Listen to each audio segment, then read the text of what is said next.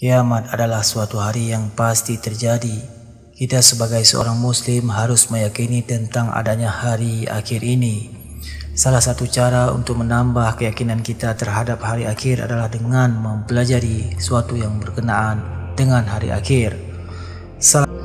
Berikut ini adalah gambaran terjadinya hari kiamat yang ada dalam Al-Quran. Yang pertama, matahari digulung. Penjelasan ini terdapat pada surat At-Takwir ayat pertama, yang artinya apabila matahari digulung. Menurut Imam Al-Alusi, kata kuwirat berasal dari kata kara yang berarti melipat kain menjadi surban di kepala bangsa Arab. Memakai surban adalah tradisi yang berlangsung lama. Dari situlah Allah ingin menjelaskan betapa mudahnya matahari seperti digulung. Dari kalimatnya saja kita sudah paham bahwa akan terjadi sesuatu yang dahsyat luar biasa. Yang kedua, langit terbelah dan bintang-bintang berjatuhan. Penggambaran ini terdapat di ayat 2 dalam surat At-Takwir. Dan apabila bintang-bintang berjatuhan, Allah menggambarkan bahwa pada hari kiamat nanti langit akan terbelah dan bintang-bintang akan berjatuhan menimpa bumi. Dalam sebuah hadis yang diriwayatkan oleh Abu Saleh dari Ibnu Abbas, bahwasanya Rasulullah SAW bersabda, pada hari itu kiamat tidak tersisa satu bintang di langit, seluruhnya berjatuhan di atas bumi. Bintang-bintang gemerlapan menghiasi malam yang jumlahnya tak terhitung itu.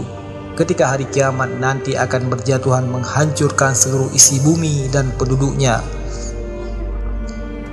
Yang ketiga, gunung-gunung dihancurkan.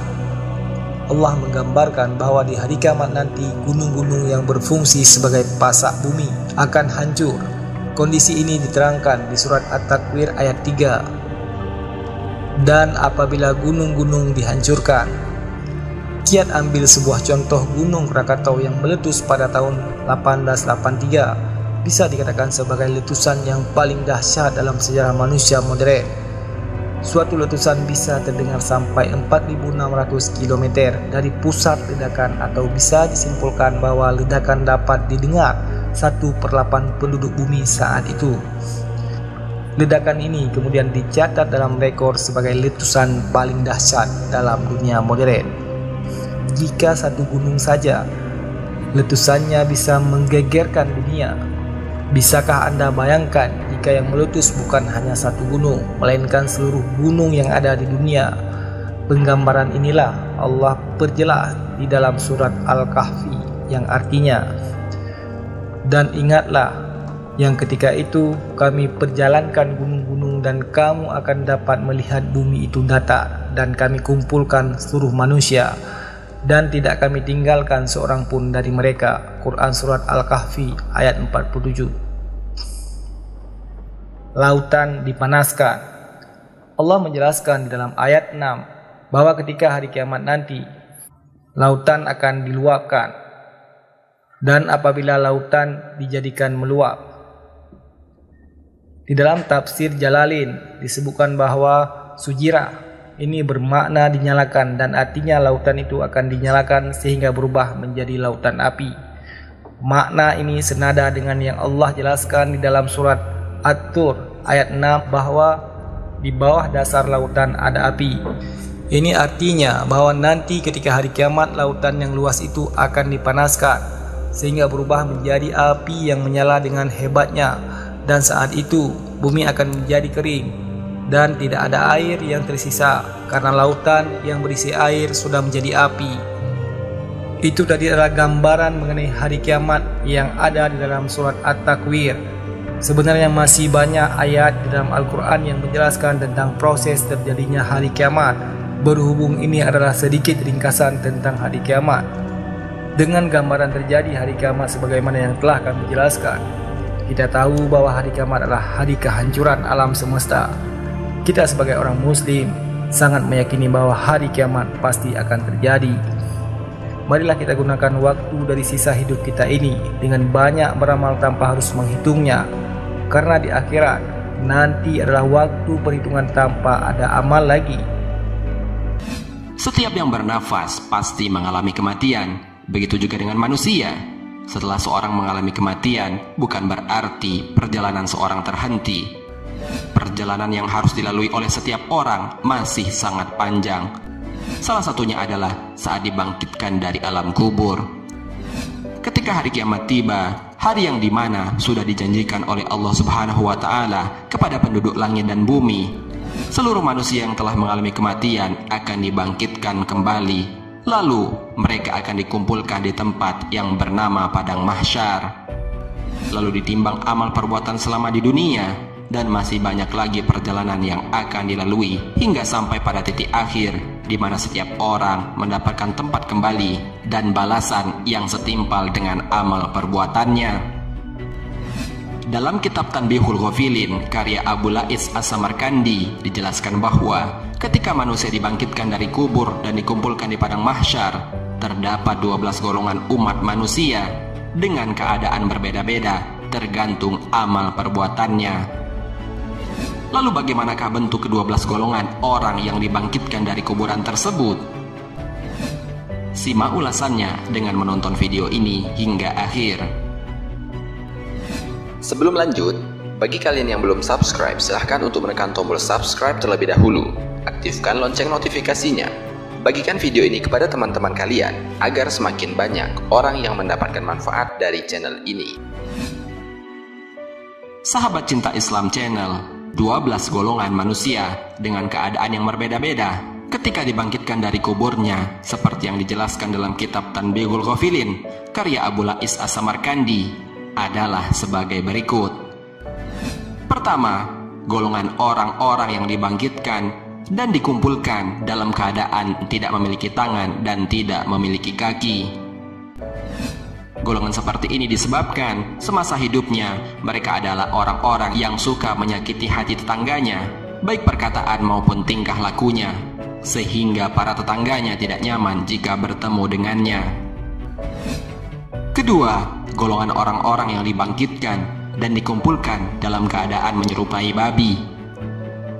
Golongan seperti ini disebabkan karena mereka semasa hidupnya adalah golongan orang-orang yang suka melalaikan sholat, padahal suara azan telah memanggil dengan lantangnya, bahkan teman mereka pun telah mengingatkannya, namun mereka tetap mengacuhkannya.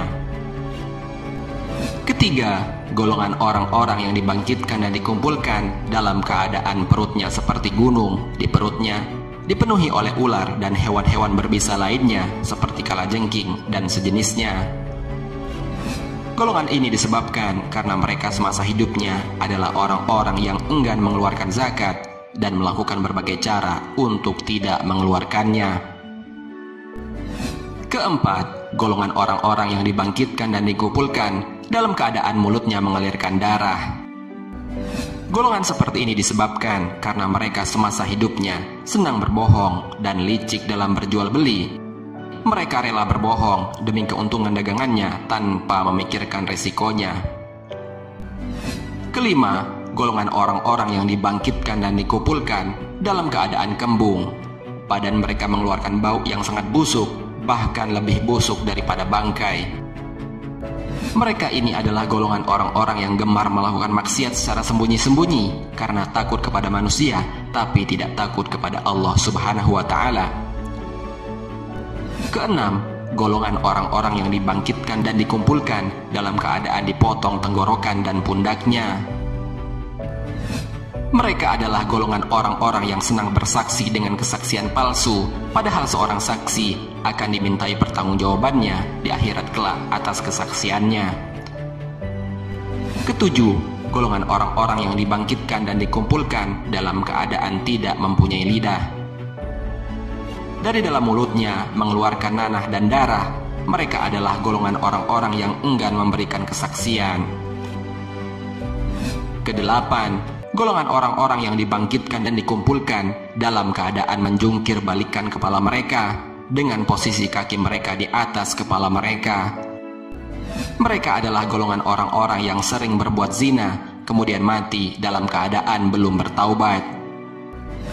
Kesembilan, golongan orang-orang yang dibangkitkan dan dikumpulkan dalam keadaan hitam wajahnya dan melotot matanya, dan di perutnya dipenuhi oleh api. Mereka adalah orang-orang yang senang mengambil hak dan memakan harta anak yatim secara zalim, bahkan tanpa merasa bersalah melakukannya. Ke-10, golongan orang-orang yang dibangkitkan dan dikumpulkan dalam keadaan badannya penuh dengan penyakit kulit. Mereka adalah golongan orang-orang yang durhaka kepada orang tuanya, enggan untuk mengerjakan sesuatu yang diperintahkan oleh orang tuanya, bahkan sampai menyakiti hati orang tuanya. Ke-11, golongan orang-orang yang dibangkitkan dan dikumpulkan dalam keadaan buta hati dan matanya. Gigi mereka seperti tanduk sapi, bibirnya menjuntai sampai ke dada, lidahnya menjuntai sampai ke perut, bahkan paha dan juga dari perutnya keluar kotoran. Mereka adalah golongan orang-orang yang gemar meminum khamar atau minum-minuman keras tanpa memikirkan efek dari minum-minuman tersebut. Ke-12, golongan orang-orang yang dibangkitkan dan dikumpulkan dalam keadaan wajahnya terang seperti bulan di malam purnama, dan mereka akan melewati jembatan Shirathul Mustaqim dengan cepat secepat kilat yang menyambar. Mereka adalah golongan orang-orang yang senang mengerjakan amal soleh dan berbuat kebaikan, menjauhi maksiat, menjaga sholat 5 waktu, dan mati dalam keadaan bertaubat. Dari 12 macam golongan di atas, semuanya akan masuk dan mendapatkan balasan di neraka, kecuali golongan ke-12, yaitu golongan orang-orang yang wajahnya seterang cahaya di bulan purnama. Golongan ini akan masuk dan mendapatkan balasan. Mereka menikmati kenikmatan di surga. Sahabat Cinta Islam Channel, demikianlah penjelasan mengenai bagaimana kondisi orang-orang yang akan dibangkitkan dari kuburnya pada saat hari kiamat kelak. Sungguh sangat mengerikan sekali. Semoga dengan adanya video ini dapat memberikan pengetahuan tambahan kepada kita agar lebih mempersiapkan diri kita dan memperbanyak amalan-amalan baik, serta memperbanyak memohon ampun kepada Allah Subhanahu wa Ta'ala, agar kita tidak termasuk ke dalam golongan orang-orang yang ada pada urutan 1-11 di atas. Dan semoga kita termasuk ke dalam golongan yang ke-12, yaitu golongan orang-orang yang wajahnya seterang cahaya di bulan purnama. Golongan ini akan masuk dan mendapatkan balasan yang indah. Mereka menikmati kenikmatan di surganya Allah Subhanahu wa Ta'ala. Amin ya rabbal alamin. Wallahu a'lam bishawab. Semoga bermanfaat. Wassalamualaikum warahmatullahi wabarakatuh.